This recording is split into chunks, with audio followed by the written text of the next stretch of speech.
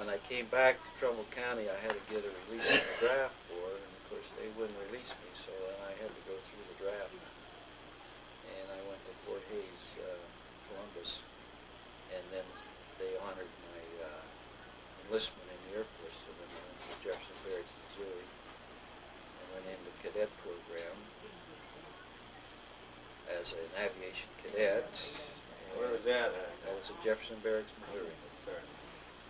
And then they washed us out because mostly because they were overstaffed at that time for pilots and navigators and bombardiers.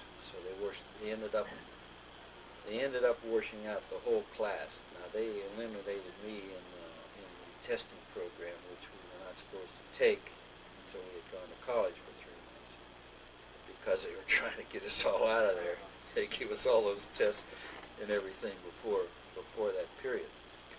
So then I was sent. I took Air Force basic training, and then I was sent to a place called Sedalia Field, Missouri, where they trained pilots to pull gliders. And I didn't like it there too well, so then I enlisted in gunnery school. And I went to gunnery school down in Panama City, Florida. I went out to Boise, Idaho, and joined the flight crew of B-24 as a top turret gunner of B-24. And then I went to Topeka, Kansas, picked up a new airplane, and we flew it over to Italy. I flew 11 missions, got shot down on 11th mission, which was a small target north of Vienna, Austria, called Moose Bierbaum. It's an oil refinery there. And we flew for a while, and we jumped out and landed by parachute in a town somewhere close to Biop, Yugoslavia. Broke my left leg, and was put on troop train, was sent to Zagreb, Yugoslavia, where an Austrian doctor set my leg. And I was interned then for 3.5 months. Finally, the war ended, and I got back and was going back to Italy. And I was eventually ended up at Denver, Colorado, where I was discharged from the service after the surrender of the Japanese in August of that year. So how long did it take your leg to heal? Well, they took the cast off after about 6 weeks.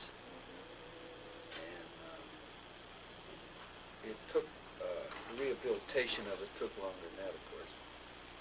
That's why I was out in Denver. It was a rehabilitation hospital, and they give me exercises, keep my treadmills, stuff like that. You were in the service, did you crash an airplane on the runway one time? No. Didn't they barely make it back one time? Well, yeah. One time we were pretty badly shot up. It was after about 6 missions. We barely got back. And they made us fly around and around until they were sure all the other aircraft was in, because they felt we probably would crash land. However, we didn't. We were coming in, and during that mission, Edward Alleman and myself had patched up all the cables that controlled the throttles and everything on the planes and the ailerons and rudders and things. So when we were coming into land, we couldn't get the throttles back far enough. So we had to cut the switches, and we landed without the engines running.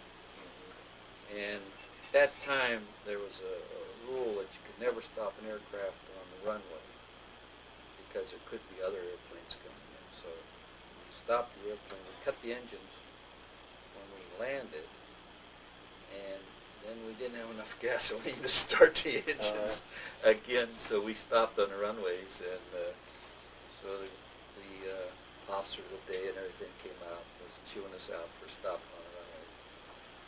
But we told him what the hell, we were lucky we got back. We weren't going to worry about that, you know. So that was one of the more thrilling landings. Now you were in training. Did your crew fly the plane under the San Francisco Bay Bridge?